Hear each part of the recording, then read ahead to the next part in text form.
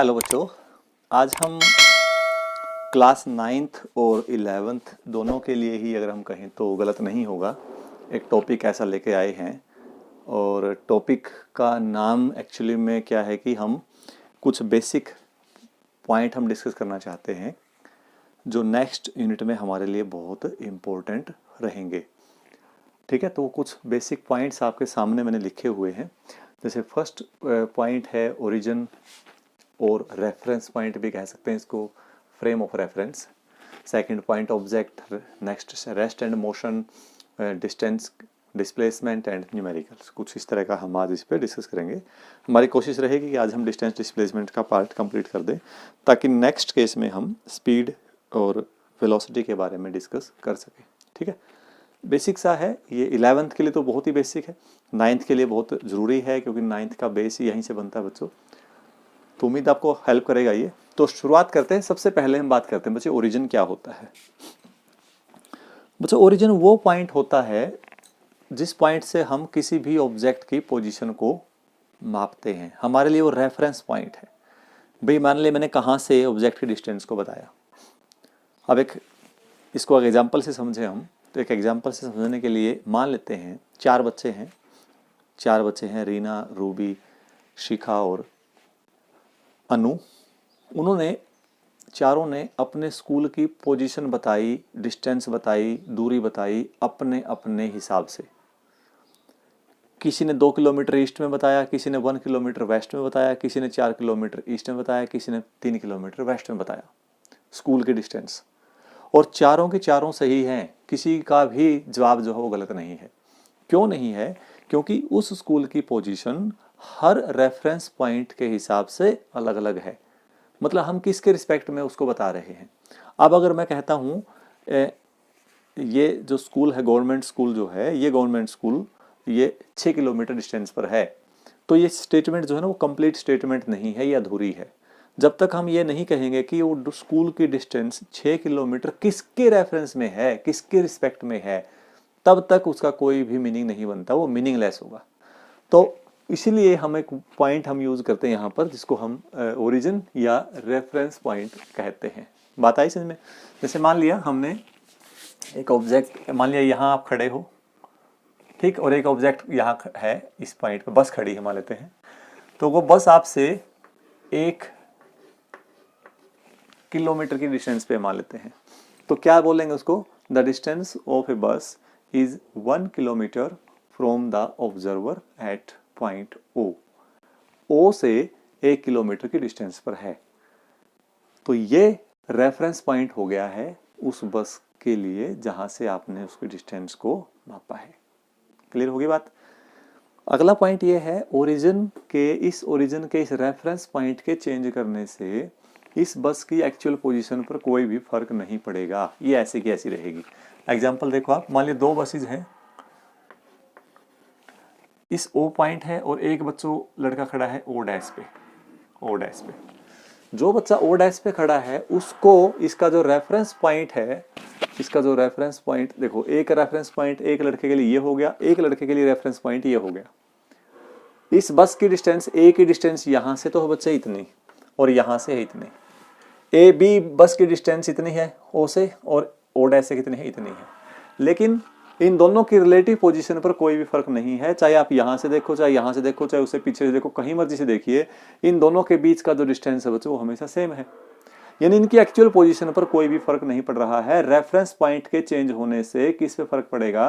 Reference point के change होने से आप उसके रिस्पेक्ट में उसकी डिस्टेंस कम ज्यादा होगी, लेकिन उसकी एक्चुअल जो पोजीशन है जहां पर है वो उसमें कोई फर्क नहीं पड़ेगा। This is the meaning of origin and the reference point. Hope you will understand it. उसके बाद नेक्स्ट स्टेप है फ्रेम ऑफ रेफरेंस। अब ओरिजिन में और फ्रेम ऑफ रेफरेंस में डिफरेंस क्या है? मान लेते हैं हमने 3 एक्सिस ले ली, एक एक्स एक्सिस, एक ले ली बच्चों वाई एक्सिस, और एक ले ली बच्चों जेड एक्सिस। ये एक्स एक्सिस, ये वाई एक्सिस, ये जेड एक्सिस, और ये कोई पॉइंट है। एक ऐसा सेट, एक ऐसा प्लेस आपने एक डिसाइड कर लिया है कि उस प्लेस के ऊपर क्या ले लिया आपने? 3 एक्सिस ले ली, एक एक्स एक्सिस, एक वाई एक्सिस और एक Z axis. Z axis means ये ऐसे दिखा रखी है हमने इस टाइप से, this is the Z axis. तो एक्स, वाई और जेड, ये तीन एक्सिस का एक सेट जहां से वो गुजरेंगी उस पॉइंट को हम ओरिजिन कहते हैं, जहां वो तीनों एक दूसरे को इंटरसेक्ट करेंगी। अगर आप यहाँ इस ओरिजिन पे कोई टाइम क्लॉक लेकर खड़े हो जाएं तो ये जो सेट है ये कहलाएगा फ्रेम ऑफ रेफरेंस। एक फ्रेम हो गया, और एक ऐसा फ्रेम जहां से आप किसी भी ऑब्जेक्ट की लेंथ, उसकी डिस्टेंस, उसकी हाइट जो है वो मेजर करते हो, that is called frame of reference. तो फ्रेम ऑफ रेफरेंस क्या है? Frame of reference is a set of three axes which intersect at a point O and someone is standing at point O with a clock. That set is called frame of reference. उसको हम frame of reference कहेंगे। यानी जो भी घटना हो रही है, किसी की कोई भी घटना अगर यहाँ खड़ा कोई ऑब्जर्वर ऑब्जर्व कर रहा है तो वो उसको अच्छे से ऑब्जर्व कर सकता है, उसकी पोजीशन को, कितने टाइम में कहाँ था, कितने टाइम में कहाँ था, इस तरह से हम इसको ऑब्जर्व कर सकते हैं। अब जो बच्चे ओरिजिन की बात करते हैं, ओरिजिन की बात हम इस तरह से करते हैं, जैसे मान लेते हैं ये ले लिया आपने, ये कोई लाइन है, एक्स एक्सिस की बात कर रहे हैं हम, और ये पॉइंट ओ है, let us consider this is point O. अगर एक लड़का कोई यहाँ खड़ा है और कोई दूसरा लड़का यहाँ खड़ा है, तो अगर उन दोनों लड़कों की पोजीशन ओ के रिस्पेक्ट में आप देख रहे हो, तो ओ के रिस्पेक्ट में इन दोनों की जो पोजीशन है वो क्या है? वो अलग अलग है। अगर एक लेफ्ट साइड में है तो दूसरा क्या है? राइट साइड में है। अगर एक लेफ्ट साइड में है तो दूसरा क्या है? राइट साइड में है। तो अमूमन कन्वेंशनली ये मानते हैं, कन्वेंशनली हम ये मानेंगे कि जो लेफ्ट साइड में जो डिस्टेंस या जो पोजीशन होगी उसको हम नेगेटिव ट्रीट करेंगे, और राइट साइड में जो होगी बच्चे उसको क्या करेंगे? पॉजिटिव ट्रीट करेंगे। This is the origin, position के रिस्पेक्ट में हम ओरिजिन को कैसे डिफाइन करते हैं। इसी प्रकार टाइम ओरिजिन क्या होगा? ये पॉइंट ओ है, टाइम ओरिजिन क्या है? आपने कोई टाइम स्पेसिफाई कर लिया पॉइंट ओ पर, जब आपने किसी भी घटना को ऑब्जर्व करना शुरू किया, देखना शुरू किया, उस टाइम आपने घड़ी में टाइम नोट कर लिया जितना टाइम हुआ है। अब जो भी आप आगे घटना देखेंगे आप उस टाइम के रिस्पेक्ट में देखेंगे, उसको हम बोलेंगे ओरिजिन ऑफ टाइम। आमतौर पर ओरिजिन ऑफ टाइम को हम t=0 से लिखते हैं, जैसे ओरिजिन पोजीशन के ओरिजिन को x=0 से लिखते हैं। अमूमन ऐसा लिखते हैं, जरूरी नहीं है कि आप ऐसा लिखेंगे, ठीक है, कुछ और भी नोटेशन दे सकते हो, लेकिन स्टैंडर्ड पॉइंट ऑफ व्यू से हम इसको x=0, इसको t=0 ले लेते हैं। इससे इस साइड पॉजिटिव, इससे इस side negative. Same for the time, इस साइड का जो टाइम ऑब्जर्व कर रहे हैं उसको पॉजिटिव लेंगे, और इस साइड के टाइम को हम क्या लेंगे? नेगेटिव लेंगे। लेकिन टाइम बच्चों कभी भी नेगेटिव नहीं होता, तो यहाँ टाइम नेगेटिव क्यों ले रहे हैं? यहाँ टाइम नेगेटिव लेने का एक रीजन ये है कि जहाँ आप ऑब्जर्व कर रहे हो, जब आपने उस ऑब्जर्वेशन, कोई भी घटना उसको ऑब्जर्व किया, वो घटना उससे पहले हो रही है। अगर वो घटना उससे पहले हो रही है, इसका मतलब आप जब आपने ऑब्जर्व करना शुरू किया उससे पहले के टाइम में भी वो घटना हो रही है, इसलिए हम उसको नेगेटिव टाइम का नाम दे देते हैं। अदरवाइज कभी भी ये नेगेटिव नहीं होता।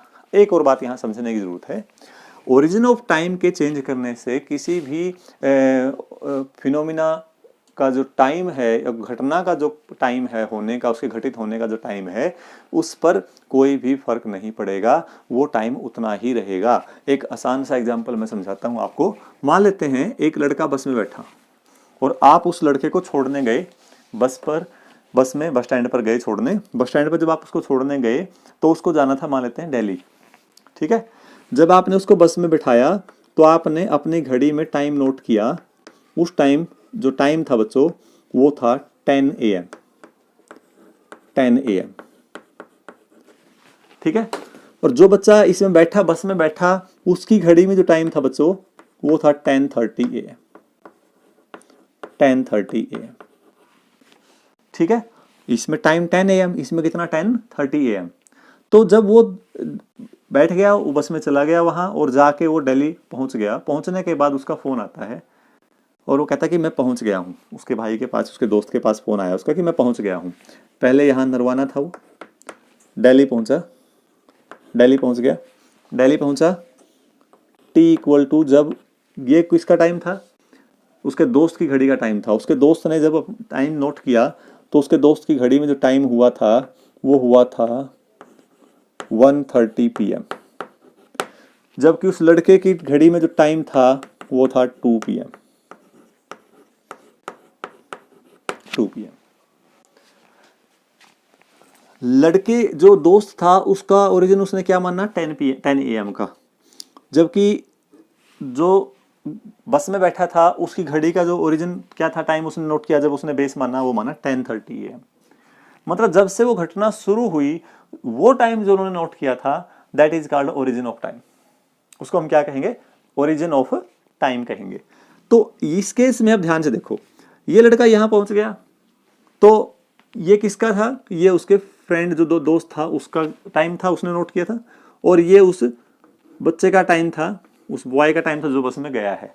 तो बस में जाने वाले का टाइम 2 PM ने नोट किया उसने, और जबकि जो उसका दोस्त था उसने अपनी घड़ी में उसी टाइम कितना नोट किया 1:30।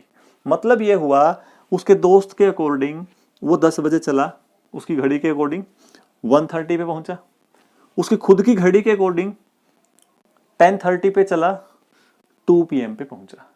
अब क्वेश्चन ये है कितना टाइम उसको पहुंचने में लगा, दोनों ने अपने हिसाब से कैलकुलेट किया और वो टाइम आ गया बच्चों 3 hours 30 minutes। 3 hours 30 minutes। आप खुद चेक कीजिए क्या दोनों में टाइम सेम है, बिल्कुल सेम है। ओरिजिन अलग था टाइम का, बिल्कुल अलग था, लेकिन उसके पहुंचने का टाइम क्या है, दोनों केस में सेम मेजर किया गया है, बशर्ते घड़ी स्लो ना हो। जिस इंस्ट्रूमेंट से टाइम मापा गया है वो इंस्ट्रूमेंट एक्यूरेट होना चाहिए बच्चे। हाँ, टाइम कम ज्यादा हो सकता है, लेकिन उसका जो एक्यूरेसी है, जो उसका टाइम बताने का जो पीरियड है, जो उसका जो रेट है, वो उतना ही होना चाहिए जितना एक्चुअल में स्टैंडर्ड वॉच का होता है। उस स्थिति में उस केस दोनों ही सिचुएशन जो आई उसमें टाइम टेकन क्या आया बच्चों, सेम आया। ये इस बात को इंडिकेट करता है कि टाइम ऑफ ओरिजिन के चेंज होने से एक्चुअल जो टाइम है किसी घटना के घटित होने का या फिनोमिना के होने का, उस पर कोई भी फर्क नहीं पड़ेगा। ये बात आपने ध्यान रखनी है। क्लियर? कुछ बातें मुझे लगता है समझ में आ गई होगी। पहले ओरिजिन ऑफ पोजीशन के बारे में डिस्कस किया, फिर ओरिजिन ऑफ टाइम के बारे में, उसके बाद हम बात करते हैं नेक्स्ट पॉइंट ऑब्जेक्ट क्या होता है। What is point object? अब क्या हुआ, पूरे फिजिक्स को समझने के लिए, पूरे फिजिकल कॉन्सेप्ट को समझने के लिए ये देखा गया कि जब हम किसी कंसेप्ट के बारे में डिस्कस करते हैं तो हमें ऑब्जेक्ट, क्योंकि हमारे पास जो हम स्टडी कर रहे हैं आमतौर पर जो फिलहाल जो हमारे आसपास की जो फिजिक्स को स्टडी करते हैं वहाँ लार्ज साइज के ऑब्जेक्ट्स हैं, बड़े बड़े साइज के ऑब्जेक्ट्स हैं। तो बच्चों उन ऑब्जेक्ट्स को स्टडी करने के लिए उस पूरे बड़े ऑब्जेक्ट को स्टडी करना बहुत मुश्किल है। तो उसको एक अज्यूम कर लिया गया कि हम उसको कहीं ना कहीं पॉइंट साइज मान लेते हैं, लेकिन पॉइंट साइज ऑब्जेक्ट मानने की भी कुछ कंडीशन होती है, और एक बहुत आसान सी कंडीशन है। एक ऑब्जेक्ट को पॉइंट साइज कब मानेंगे, जब उस ऑब्जेक्ट के द्वारा तय की गई दूरी या उसके द्वारा तय की गई डिस्टेंस, जो डिस्टेंस कवर्ड है उसका जो पैरामीटर है, जो उसके डायमेंशन है, वो उसके साइज के बहुत बहुत ज्यादा हो। यानी साइज बहुत ज्यादा हो, साइज बहुत छोटा हो और लेंथ क्या हो, बहुत ज्यादा हो। उस केस में हम उसको पॉइंट साइज ऑब्जेक्ट कह सकते हैं। क्या कह सकते हैं उसको? पॉइंट साइज ऑब्जेक्ट कह सकते हैं। मेरी बात समझ रहे हो ना? The object is said to be point size, the object is said to be point size when the distance covered by the object is large as compare to its size. This is the meaning of point size. अब example देखो, अगर आपसे कोई कहे कि सन है, सन का जो साइज है वो अर्थ से कई गुना बड़ा है, बहुत ज्यादा बड़ा है, लेकिन यहां देखने से हमें सन जो है वो अर्थ से कई गुना छोटा नजर आ रहा है। उसका रीजन बच्चों क्या? उसका रीजन यही है कि सन की जो डिस्टेंस है वो अर्थ से बहुत बहुत बहुत बहुत ज्यादा दूर है। ठीक है ना? इतना ज्यादा दूर है कि उसका जो साइज है वो उसके लेंथ के कंपैरेटिवली बहुत बहुत कम हो गया, अज्यूम हो, मतलब अपीयर हो रहा है। इसलिए हम सन को क्या ट्रीट कर सकते हैं? पॉइंट साइज कर सकते हैं। मून को हम क्या कर सकते हैं? पॉइंट साइज कर सकते हैं।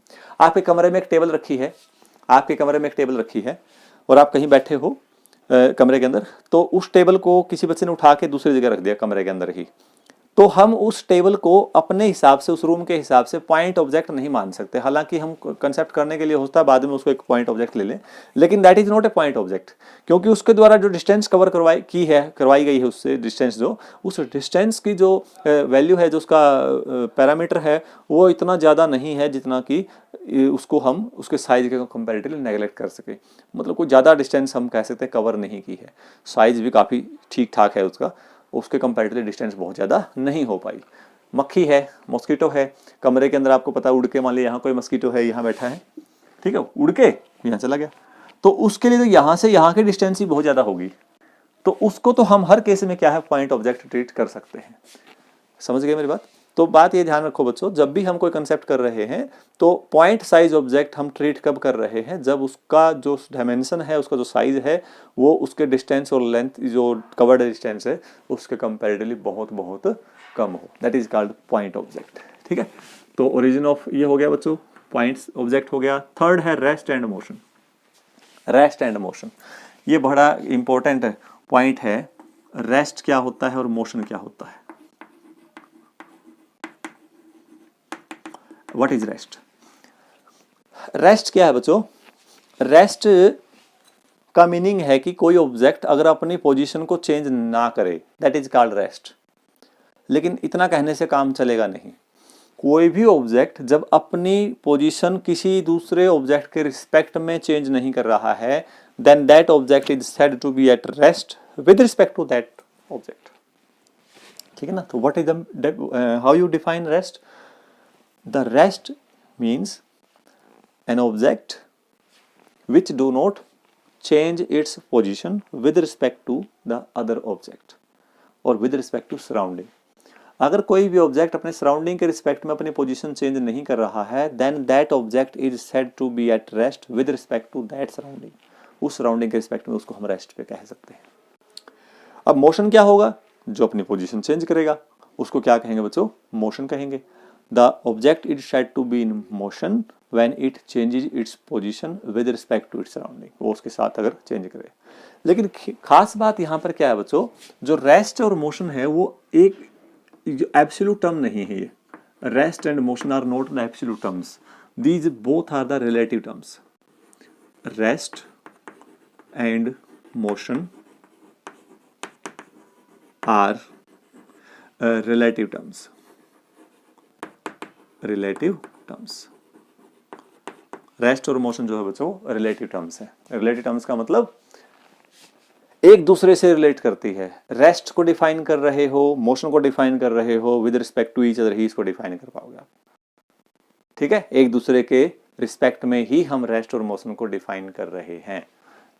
Rest is not an absolute term, motion is not an absolute term, both are relative to each other. दोनों एक दूसरे के ऊपर निर्भर करती हैं, डिपेंड करती हैं। अब हो सकता है ऐसी सिचुएशन हो कि एक बच्चा किसी दूसरे बच्चे के रिस्पेक्ट में रेस्ट पे हो, लेकिन किसी तीसरे के रिस्पेक्ट में वो मोशन में हो। तो अगर एक बच्चा हमने कह दिया रेस्ट पे है और अगर वो हर एक ऑब्जेक्ट के रिस्पेक्ट में रेस्ट पे है, तो हम कहते हैं भाई वो टर्म एब्सोल्यूट है, एब्सोल्यूट टर्म है वो रेस्ट, बिल्कुल क्लियर कट है किसी के, और कहीं मर्जी आप चेक कर लीजिए रेस्ट पे मिलेगा। लेकिन अगर गलती से किसी भी अलग किसी ऑब्जेक्ट के रिस्पेक्ट में अगर मोशन में मिल गया, चेंज होता हुआ मिल गया उसकी पोजीशन, तो फिर वो एब्सोल्यूट नहीं रहेगा। और बहुत आसान एग्जांपल इसका है। ठीक है, दो दोस्त ट्रेन में जा रहे हैं, एक सीट पे बैठे हैं दोनों, और ट्रेन चल रही है, और बाहर देखा एक लड़का खड़ा था पटरी के किनारे पे कहीं, तो उन्होंने उस लड़के की तरफ देखा तो उस लड़के की पोजीशन उन दोनों को चेंज होती हुई नजर आई। ठीक है, वो आगे जा रहे हैं, लड़का पीछे जा रहा है। ठीक है ना, इसको हम ये कह सकते हैं कि उन दोनों जो ट्रेन में बैठे हुए लड़के, उन दोनों ने अपनी पोजीशन उस लड़के के रिस्पेक्ट में चेंज कर रहे हैं लगातार, और वो उससे उतना डिस्टेंस आगे जा रहे हैं। या आप ये भी कह सकते हो कि वो जो लड़का खड़ा है वहां पर, वो लड़का उनके रिस्पेक्ट में पीछे जा रहा है, ये भी आप कह सकते हो। जैसे आप गाड़ी में जा रहे हो, आप आगे की तरफ गाड़ी दौड़ती जा रही है, पेड़ पीछे की तरफ दौड़ते हुए जाएंगे। एक्चुअली में पेड़ क्या है, ग्राउंड के रिस्पेक्ट में तो रेस्ट पे है, वो वहां से मूव ही नहीं कर रहे हैं, लेकिन वो आपके रिस्पेक्ट में क्या हो गए बेटे, मोशन में आ गए हैं। क्यों? क्योंकि दोनों रिलेटिव हैं। अगर आप आगे दौड़ोगे तो उसके अकॉर्डिंग वो आपको उतना ही क्या करेगा, पीछे छोड़ता जाएगा। ठीक है, ये बात आपने ध्यान रखनी। थोड़ा सा और आगे जब हम पढ़ेंगे मोशन वगैरह में, और अच्छे से आपको ये समझ में आएगा। तो दोनों तो क्या है बच्चों, बाहर वाले लड़के के रिस्पेक्ट में क्या है, मोशन में है। उनकी पोजीशन उस लड़के के रिस्पेक्ट में चेंज हो रही है। बाहर के जितने भी ट्रीज हैं, पेड़ पौधे हैं, उनके रिस्पेक्ट में उनकी पोजीशन चेंज हो रही है। ग्राउंड के रिस्पेक्ट में उनकी पोजीशन चेंज हो रही है। कोई पोल अगर खड़ा है रेलवे स्टेशन पे, कहीं पर रेलवे ट्रैक पे, तो उसके रिस्पेक्ट में उनकी पोजीशन चेंज हो रही है। बट बोथ द बॉयज और both friends do not change the position with respect to each other, बल्कि वो दोनों उसी टाइम पे अगर देखें, वो एक दूसरे की पोजीशन में कोई भी चेंज नहीं कर रहे हैं। ठीक है, बस का ड्राइवर बस चला रहा है, आप पीछे बैठे हो, आप तीसरी सीट पे बैठे हो, बस का ड्राइवर अपनी बस ड्राइव कर रहा है, तो आपकी सीट में और उसके सीट में रिस्पेक्ट में आप अपनी जगह पे बैठे हो, वो अपनी जगह पे बैठा है। ना ड्राइवर ने आपके रिस्पेक्ट में पोजीशन चेंज की है, ना ही आपने ड्राइवर के रिस्पेक्ट में पोजीशन चेंज की है। दोनों ने ही पोजीशन चेंज नहीं की है, तो दोनों एक दूसरे के रिस्पेक्ट में क्या हो, आप रेस्ट पे हो। लेकिन बाहर के रिस्पेक्ट में दोनों किस में हो, मोशन में हो। तो बाहर कोई बच्चा आपको देख रहा है तो उसके रिस्पेक्ट में तो आप तोड़ते हुए जा रहे हो, तो आपकी पोजीशन चेंज हो रही है। अर्थ के ऊपर हम जैसे जितने भी स्टेशनरी ऑब्जेक्ट्स हैं, हम खड़े हैं, मैं खड़ा हूं यहाँ पर, अब मैं कहता हूँ मैं रेस्ट में हूँ, मैं किसके रिस्पेक्ट में रेस्ट पे हूँ, with respect to our my surrounding rest पे हूँ। क्या मैं मून के रिस्पेक्ट में रेस्ट पे हूँ? क्या मैं सन के रिस्पेक्ट में रेस्ट पे हूँ? नहीं हूँ, क्योंकि मून की पोजीशन जो है वो अर्थ के रिस्पेक्ट में कंटिन्यूअसली चेंज हो रही है। तो अगर कोई मून पे कोई पर्सन है और वो पर्सन हमें ऑब्जर्व कर रहा है, तो उस ऑब्जर्वर को हम कंटिन्यूअसली मूव करते हुए नजर आएंगे, हमारी पोजीशन चेंज होती हुई ऑब्जर्व होगी। So we are at rest with respect to our surrounding on earth, but we are in motion with respect to the moon, with respect to sun. कोई भी बाहर टेरेस्ट्रियल बॉडी है, उसके respect में अगर वो मूव कर रही है, उसके रिस्पेक्ट में हम क्या है बच्चों, हम मोशन में है। क्लियर? डिस्टेंस और डिस्प्लेसमेंट। डिस्टेंस एंड डिस्प्लेसमेंट, देखो बच्चों कैसे निकालेंगे हम डिस्टेंस एंड डिस्प्लेसमेंट। पहले डिफाइन करते हैं इनको। What is distance? देखो, कोई भी पार्टिकल अगर कोई पाथ फॉलो कर रहा है एक गिवन टाइम इंटरवल में, और उस path followed during that path followed in A given time interval, तो जो टोटल पाथ लेंथ है, एक्चुअल पाथ लेंथ हम कहेंगे, लेंथ ऑफ एक्चुअल पाथ, इसको हम ये कह सकते हैं length of actual path, length of actual path. ठीक है, covered by A particle, covered by A particle in A given time interval. कहां से कहां गया है? मान लिया वो ए से बी पे गया है, किस पाथ से गया है? वो मान लिया ऐसे गया बच्चों, और वाई से गया है। तो पहले वो यहां से यहां आया, फिर वो यहां से यहां आया, ए से बी पे गया। तो एक्चुअल पाथ लेंथ क्या होगी उसकी? मान ली ये चला 2 मीटर और ये चला 3 मीटर, तो this is the actual path length. तो एक्चुअल पाथ लेंथ कितनी आ गई उसकी? 5 मीटर आ गई। जबकि डिस्प्लेसमेंट जो है, डिस्प्लेसमेंट है length of shortest path, length of shortest path, length of shortest path. ये length of actual path, this is length of shortest path. उसके बाद दूसरा पॉइंट ये देखिए, इसको बच्चों हम इसकी जो मापेंगे, मेजरमेंट करेंगे, वो मेजरमेंट करेंगे मीटर में। एसआई जो यूनिट होगी इसकी लेंथ की, एसआई यूनिट जो आएगी इसकी लेंथ की, वो मीटर आएगी। इसकी एसआई यूनिट भी क्या आएगी बच्चों? इसकी एसआई यूनिट भी मीटर आएगी। थर्ड पॉइंट क्या है? थर्ड पॉइंट ये है, ये स्केलर क्वांटिटी, स्केलर क्वांटिटी,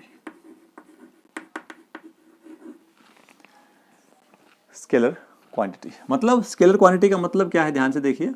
जैसे मान लिया हमने लेंथ मापी 2 मीटर लेंथ, और ये जो बच्चों ये है वेक्टर क्वांटिटी, बताएंगे इसको, एक मिनट रुक जाइए। वेक्टर, यहां डिस्प्लेसमेंट लिखा हमने, displacement will be equal to, कितना होगा बच्चों डिस्प्लेसमेंट? मान लेते हैं 2 मीटर ही है, लेकिन साथ में हमने मेंशन कर दिया नॉर्थ डायरेक्शन, नॉर्थ डायरेक्शन। जब डिस्टेंस की हम बात करते हैं बच्चों, डिस्टेंस के अंदर कभी भी हम लेंथ जो मेजर कर रहे हैं, जो मापी है, उसमें डायरेक्शन का मैटर नहीं है कि डायरेक्शन किस तरफ है। भाई 2 मीटर किस तरफ गया, नॉर्थ की तरफ गया, वेस्ट की तरफ गया, ईस्ट की तरफ कहाँ गया, मतलब ही नहीं है। तो ये जो वैल्यू निकाली इसको बोलते हैं मैग्नीट्यूड।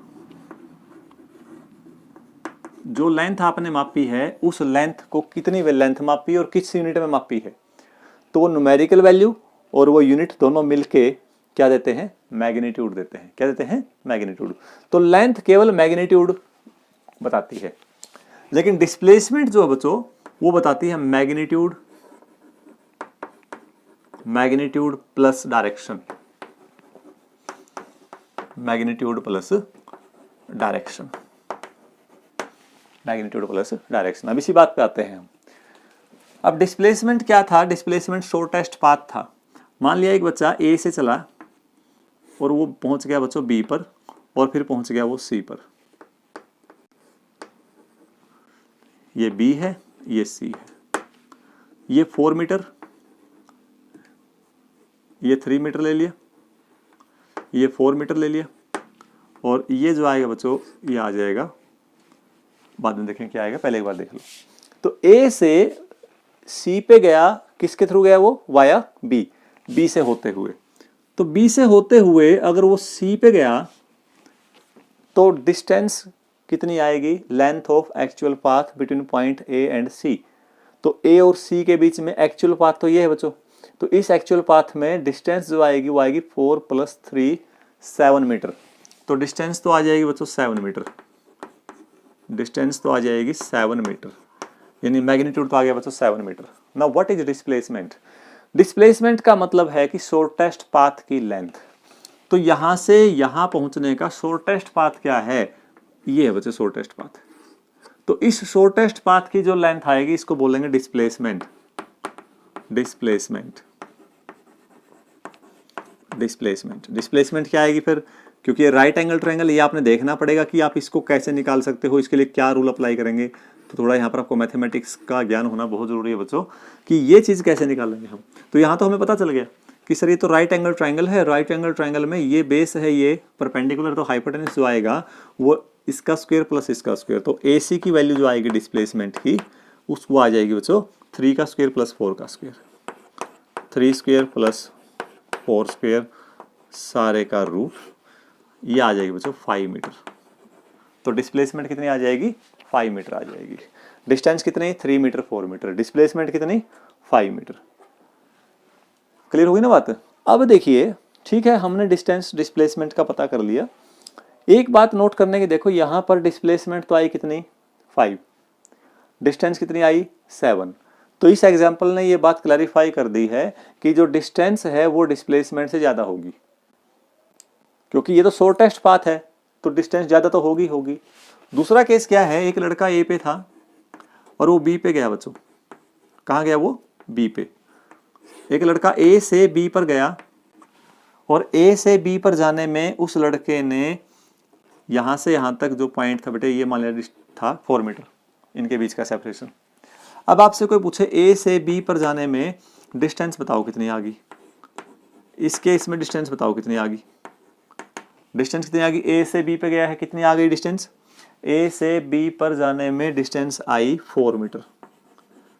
डिस्प्लेसमेंट कितनी आ गई, डिस्प्लेसमेंट देखिए ए से बी पर गया था, इसके अलावा किसी और रास्ते से नहीं गया, वो यही रास्ता फॉलो किया स्ट्रेट लाइन, और स्ट्रेट लाइन का जो पाथ है वो हमारा शॉर्टेस्ट पाथ है। तो डिस्टेंस भी 4 मीटर आएगी और डिस्प्लेसमेंट भी कितनी आएगी, 4 मीटर आएगी। क्लियर होगी बात। अगला पॉइंट देखो, मान लेते हैं यही लड़का ए से बी पर गया, बी पर गया, ए से बी पर गया और फिर बी से वापिस आ गया बच्चों सी पॉइंट पर। ए से बी गया और बी से कहा गया, सी पे आ गया। क्लियर होगी बात।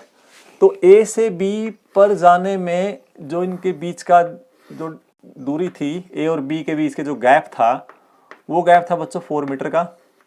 और बी से सी का जो गैप था वो था 1 मीटर का। एक इस तरह से आप ये कह सकते हो, ये घर है, वो लड़का घर से गया, उसके घर से एक बच्चे का घर जो है वो मान लेते हैं 4 किलोमीटर, मान लो, मर्जी आपकी, मीटर या मीटर में तो एग्जाम्पल है ना बच्चों। तो यहां से दूसरी जगह पे गया बच्चों, वो 4 मीटर के डिस्टेंस पे गया, वापस मुड़ के आया 1 मीटर के डिस्टेंस पे आके रुक गया। समझ में आई बात? तो ध्यान से सुने, यहां से यहां गया और यहां के रुक गया। अब बताना है डिस्टेंस कितनी होगी, डिस्प्लेसमेंट कितनी होगी। इस केस में डिस्टेंस देखो कितनी होगी। डिस्टेंस कितनी आई बच्चों, ए से बी पे गया, फिर बी से सी पे गया, तो 4 + 1 5 मीटर। डिस्टेंस तो आ गई 5 मीटर। तो बच्चों इसकी डिस्प्लेसमेंट कितनी आएगी, 4 मीटर यहां गया, वापस यहां आ गया।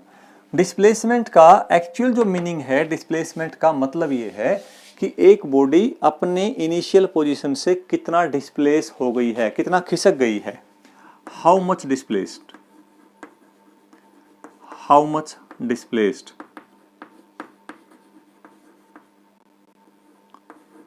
From original position.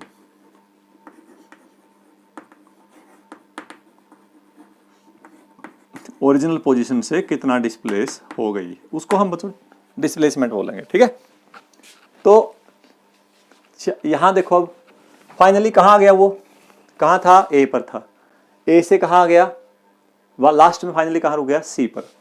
तो टोटल कितना है, 4। 4 में से 1 वापिस आ गया, तो ये कितना बचा, ये बच गया 3। तो डिस्प्लेसमेंट आ जाएगी 3 मीटर। डिस्प्लेसमेंट क्या आएगी, 3 मीटर। जबकि डिस्टेंस कितनी आई बच्चों, 5 मीटर।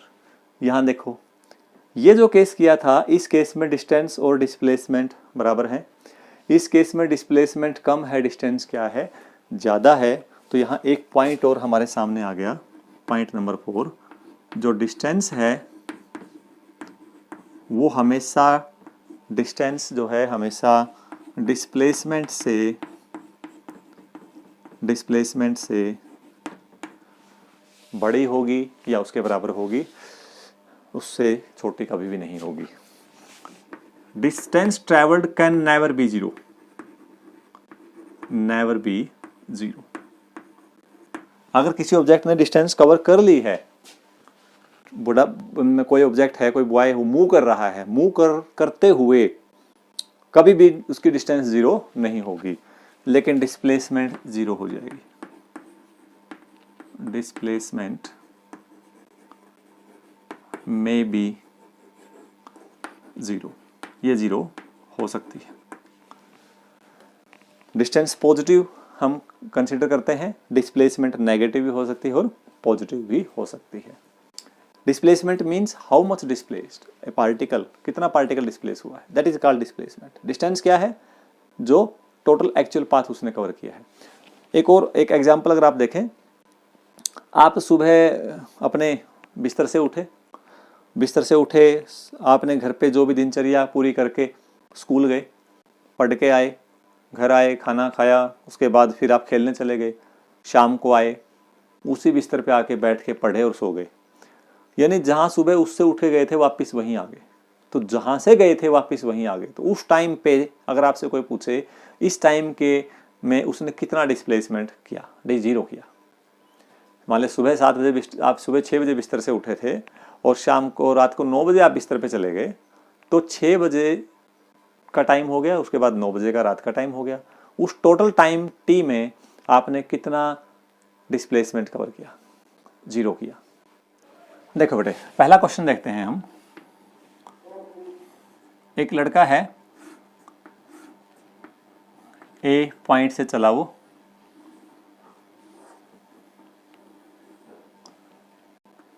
एक स्क्वायर फील्ड है,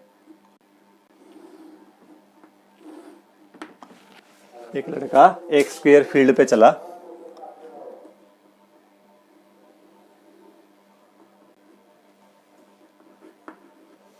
this is a square field. ठीक है, इस स्क्वायर फील्ड की साइड दे रखी है 10 मीटर। कंप्लीट, वो उस लड़के ने कंप्लीट 1 साइकिल इन 50 मिनट्स। आपने निकालना है find out distance and displacement. Find out distance and displacement किस में बेटे? इन टाइम 3 मिनट्स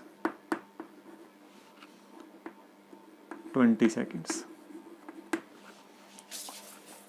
ये 50 सेकंड में कवर कर लेते हैं, इसको ज़्यादा बड़ा हो जाएगा 50 मिनट में। 50 सेकंड में कवर करता है बच्चों, और आपने निकालना 3 मिनट 20 सेकंड में डिस्टेंस और डिस्प्लेसमेंट निकालिए।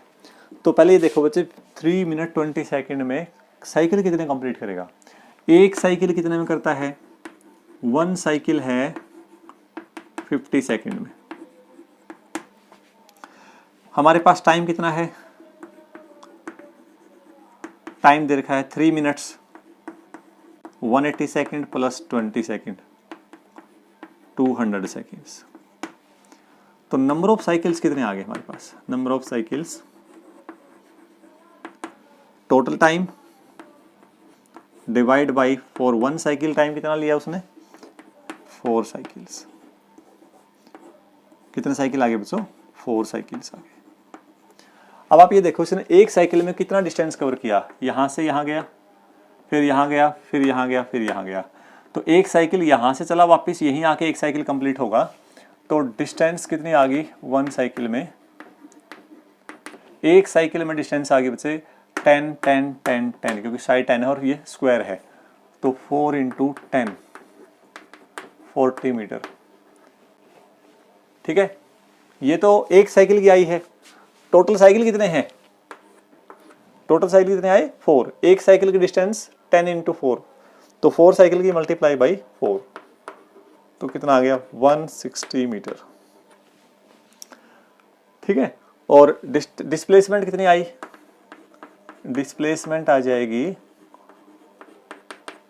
यहां से गया 4 साइकिल के बाद का वापिस कंप्लीट कहाँ गया बच्चे? जहां से चला था वहीं आ गया, और जहां से चला वहीं आ जाए डिस्प्लेसमेंट 0। डिस्प्लेसमेंट क्या होगी?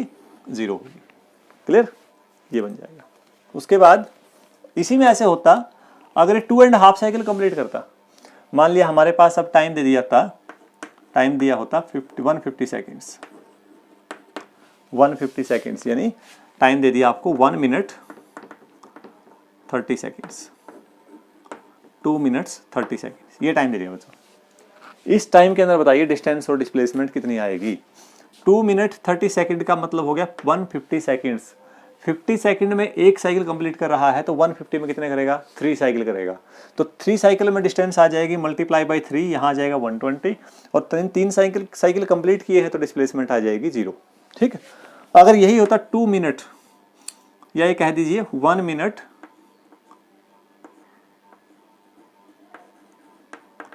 1 मिनट, और हमारे पास एक साइकिल कितने में दिया बच्चों? 1 साइकिल किस में कंप्लीट करता है? 50 में। 1 मिनट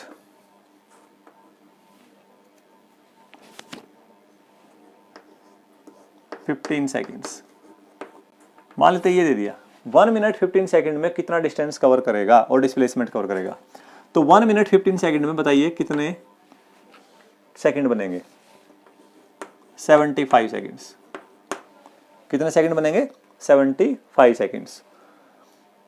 अब 50 सेकेंड में कितनी डिस्टेंस कवर की? 50 सेकेंड में एक साइकिल पूरा किया, तो 75 सेकेंड में कितने साइकिल कंप्लीट करेगा? 1 साइकिल कंप्लीट और 1 साइकिल हाफ, 1 कंप्लीट साइकिल और 1 हाफ साइकिल। और एक कंप्लीट साइकिल में डिस्टेंस कितनी थी बच्चों? 1 कंप्लीट साइकिल में डिस्टेंस थी 4 10 10 10 10 40। एक साइकिल किया हाफ, एक साइकिल तो आ गया पूरा, और एक साइकिल हाफ का मतलब यहां से गया और ये यहां आ गया बच्चे, यहां पर। ठीक है, तो ये हाफ साइकिल की डिस्टेंस और जोड़ दो 20, 60 मीटर तो आ गया बच्चों उसका। 1 कंप्लीट की 40, और ये किसकी आ गई बच्चे? प्लस 1 हाफ, हाफ की। डिस्प्लेसमेंट कितनी आएगी? अब हमने देखना है शुरुआत में कहाँ था पार्टिकल ए पर, 1.5 साइकिल के बाद कहाँ चला गया सी पर। तो शॉर्टेस्ट पाथ, आमने सामने बिल्कुल शॉर्टेस्ट पाथ डिस्टेंस ये होगी। तो ये कैसे निकालोगे, जब ये 10 दे रखा है और ये भी 10 दे रखा है तो वही राइट एंगल बन गई, सिंपल है। तो वो राइट एंगल में हम ए सी निकाल सकते हो, तो ए सी आ जाएगा इसमें 10√2, ये निकाल। This is the displacement, this is the displacement. उम्मीद है समझ में आ गया होगा। एक क्वेश्चन और करते हैं। मान लिया घड़ी की सुई दे रखी है, ये घड़ी है और इस घड़ी में एक सेकंड वाली सुई दे रखी है बच्चों, ये सेकंड वाली सुई दे रखी है। इस सेकंड वाली सुई की, या मिनट वाली कह लीजिए आप, मिनट वाली सुई ले लेते हैं। इस मिनट वाली सुई की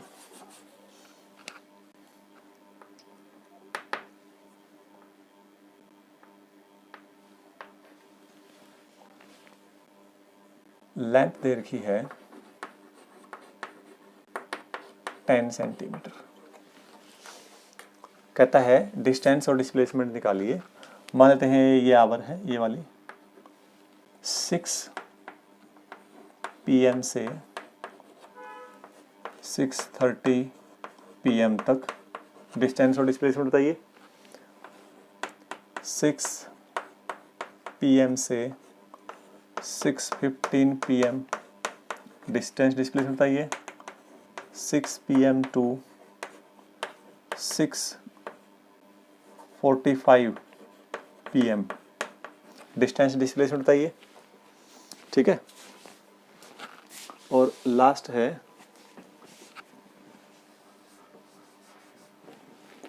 6 PM टू 6:30 AM। लेंथ दे रखी है L 10 सेंटीमीटर। लेंथ देने का मतलब बेटा इसका रेडियस दे दिया एक किस्म से, जो ये घूम रहा है ऐसे, तो इसका रेडियस दे दिया 10 सेंटीमीटर। ठीक है, अब सुई सबसे पहले करते हैं 6 PM से 6:30 PM। तो बच्चे जब मिनट वाली सुई 12 पे होगी यहाँ पर, और ये नीचे 6 वाली इधर होगी, तो कितने हो गए, कितना टाइम हो गया 6। तो 6:30 पे कब होगी, जब मिनट वाली यहां से कहाँ आ जाए 30 पे आ जाएगी मिनट वाली सुई। तो अगर देखा जाए तो इस सुई ने, मिनट वाले देखना आपने और देखना कोई, इस सुई ने ये कवर कर लिया, और अगर ये देखा जाए तो इसने ये पाथ कवर कर लिया। तो ये सर्कुलर पाथ इसने कवर किया बच्चों। ठीक है, कहां से कहां, ये टिप जो है किसका निकालना है, टिप। तो हम ये यहां नोट कर सकते हैं, find distance and displacement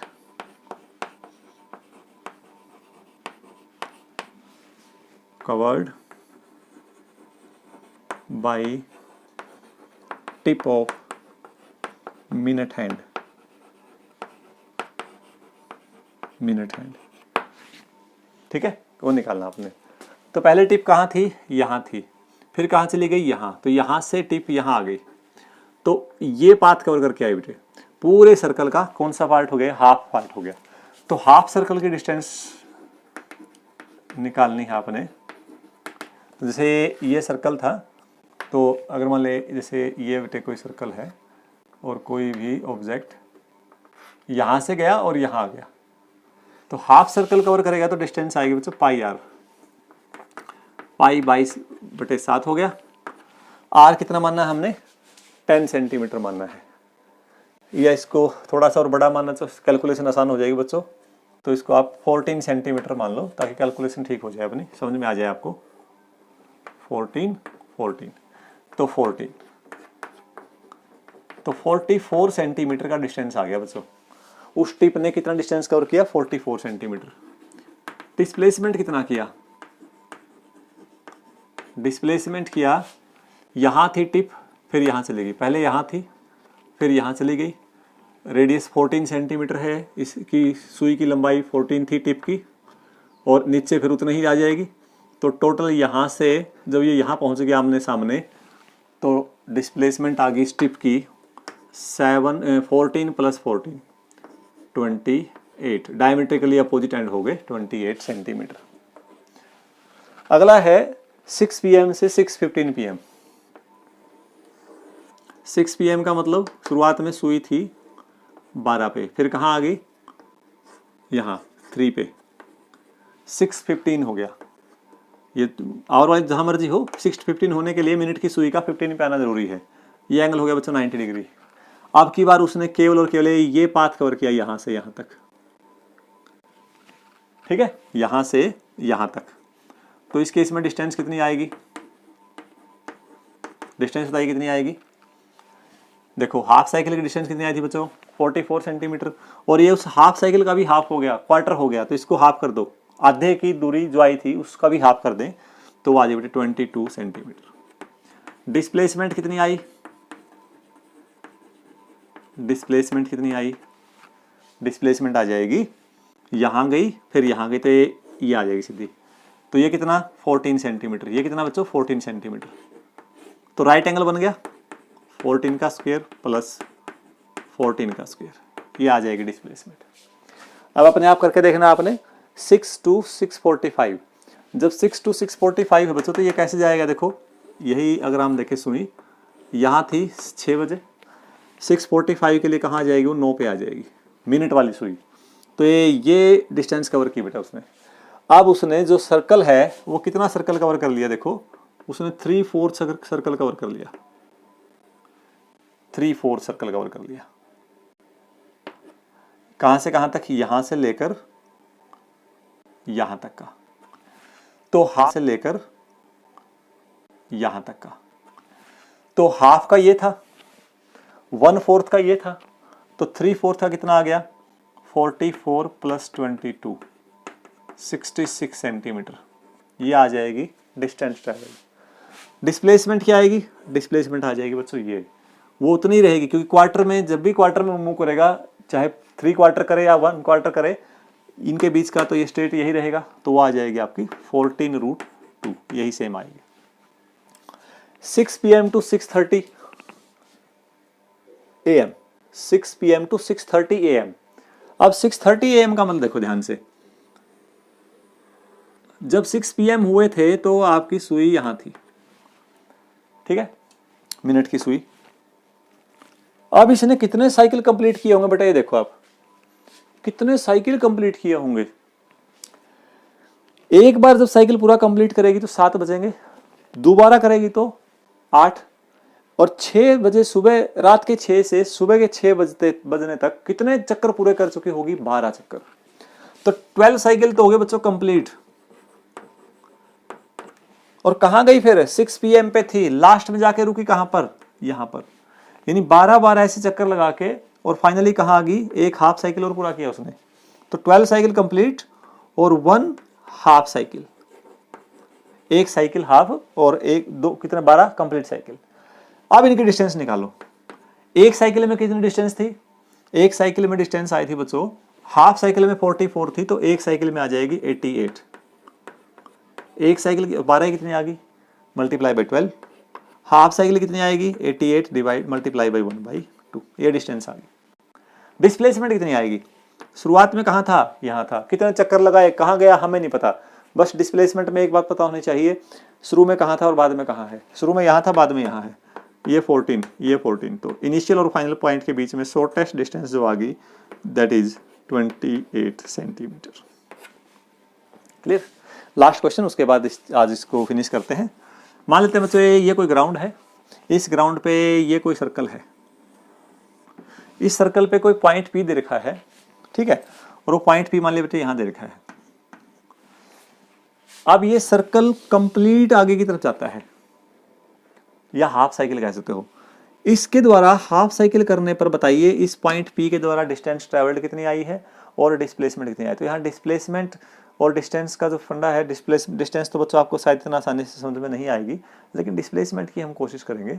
displacement क्या आएगी, यहाँ था पॉइंट, हाफ साइकिल में ये घूम के यहाँ चला गया, जब हाफ साइकिल होगा तो बेटा ये पॉइंट पी कहाँ जाएगा, नीचे आ जाएगा। ठीक है, पहले कहाँ था पॉइंट पी, यहाँ था, अब कहाँ है, यहाँ था। तो अब इसके द्वारा जो डिस्प्लेस कितना हुआ ये पार्टिकल, ये पता करना है। यहाँ से यहाँ पहुँच गया ये, तो ये डिस्प्लेसमेंट आ गई बच्चों इसको।